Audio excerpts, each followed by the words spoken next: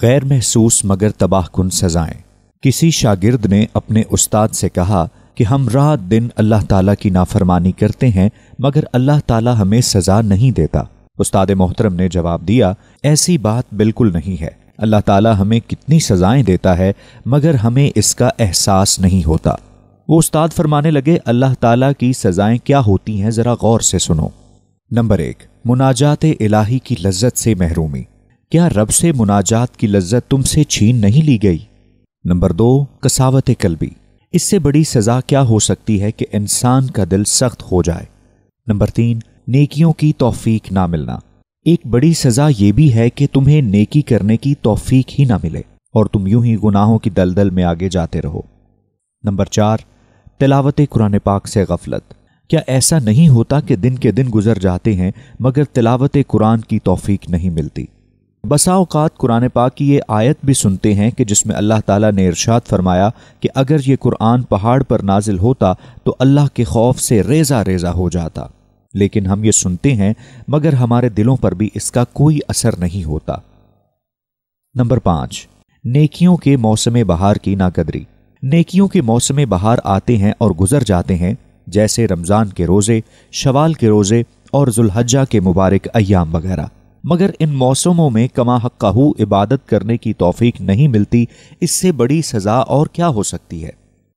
Number 6، عبادت کو بوجھ محسوس کرنا۔ کیا یہ سزا کم ہے کہ جس کام کو کرنے سے تمہیں بخشش ملنی ہے وہ کام ہی تم کو بوجھ محسوس ہونے لگے، یعنی تم کو عبادت بوجھ محسوس ہونے لگے؟ نمبر 7، ذکر الہی سے لاپرواہی۔ کیا اللہ کے ذکر سے تمہاری زبان خاموش نہیں رہتی؟ نمبر 8، نفسانی خواہشات کے سامنے شکست۔ کیا نفسانی خواہشات کے سامنے خود کو تم کمزور محسوس نہیں کرتے جس سے تم دنیا کے ہی ہو کے رہ گئے ہو؟ نمبر 9، دنیا کی محبت۔ کیا تم مال و دولت اور منصب و شہرت کی بیجا حرص اور لالچ میں مبتلا نہیں ہو؟ اس سے بڑی سزا اور کیا ہو سکتی ہے کہ دنیا داری کے تمام معاملات تمہیں اللہ کی راہ میں چلنے سے روک چکے ہیں۔ نمبر 10، کبیرہ گناہوں کو معمولی سمجھنا۔ کیا ایسا نہیں ہے کہ تم بڑے بڑے گناہوں کو معمولی اور حقیر سمجھتے ہو، جیسے کہ جھوٹ، چگلی وغیرہ؟ نمبر 11، فضول کاموں میں مشغولیت۔ کیا بیشتر اوقات تم فضول اور لامعنی چیزوں میں مشغول نہیں رہتے؟ نمبر 12، آخرت سے غفلت۔ کیا یہ سزا کم ہے کہ تم نے آخرت کو بھلا دیا اور دنیا کو ہی اپنا سب سے بڑا مقصد مان لیا؟ اسی سزا کی وجہ سے انسان آخرت کی ناکامی کا منہ دیکھے گا۔ یہ ساری محرومیاں اور بے توفیقی بھی اللہ تعالیٰ کی طرف سے عذاب اور سزائیں ہی تو ہیں، مگر تمہیں اس کا احساس نہیں ہوتا۔ یاد رکھو، اللہ تعالیٰ کا یہ بہت معمولی عذاب ہے جسے ہم اپنے مال، اولاد اور صحت میں محسوس نہیں کرتے، اور حقیقی عذاب اور سب سے خطرناک سزا وہ ہے جو دل کو ملتی ہے۔ اس لیے اللہ تعالیٰ سے عافیت کی دعا مانگو اور اپنے گناہوں کی معافی طلب کرو، کیونکہ گناہ کے سبب بندہ عبادت کی توفیق سے محروم کر دیا جاتا ہے۔ ترجمہ: اے اللہ، آپ مجھے اپنا ذکر کرنے، شکر کرنے اور بہترین طریقے پر عبادت کرنے کی توفیق عطا فرمائے، آمین۔ اگر آپ کو نہیں پتہ چل رہا کہ اللہ تعالیٰ کی طرف سفر کیسے شروع کریں تو آپ سب سے پہلے یہ 3 کام کریں۔ نماز کی پابندی کریں، دن میں 2 مرتبہ قرآن کریم کی تلاوت ضرور کریں، اور ذکر الہی کو زندگی میں شامل کریں۔ آپ نے بس باقاعدگی سے یہ 3 اعمال کرنے ہیں۔ 1-2 مہینوں کی پریکٹس یوں ہی کریں۔ جب آپ نماز کو اور قرآن و ذکر کو 2 مہینوں تک پابندی سے کر دیں گے تو پھر ان کو سیکھنے، سمجھنے اور ان کی درستگی کی طرف آئیں۔ پھر آپ اپنی نمازوں کو درست کریں، پھر سے نماز سیکھیں، اپنی نماز کی غلطیاں درست کریں، اور ساتھ پھر قرآن پاک کی تلاوت سے سمجھنے کی طرف آئیں۔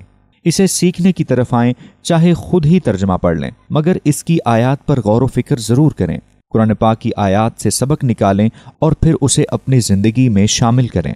خود کو اس کی آیت کی کسوٹی پر پرکھنے کی کوشش کریں اور یہاں سے اپنا تزکیہ و تقویٰ کا سفر شروع کریں۔ ذکر کو اٹھتے بیٹھتے اپنا معمول بنا لیں اور قرآن کو خوبصورتی سے پڑھنے کے لیے اس کی تجوید کو سیکھیں، اپنی غلطیاں درست کریں۔ جب آپ تجوید سے قرآن سیکھ کر تلاوت کریں گے تو آپ کو مزید لطف آنے لگے گا، آپ کو قرآن پاک سے مزید محبت ہوگی، کیونکہ جب کسی کام کو اس کے اصول و ضوابط کے مطابق کیا جائے تو اس کا اثر آپ پر بہت زیادہ ہوتا ہے۔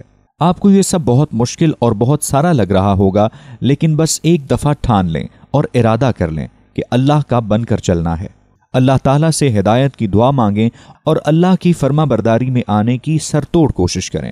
شروع کے دن انسان کے لیے بہت کٹھن اور آزمائش بھرے ہوتے ہیں۔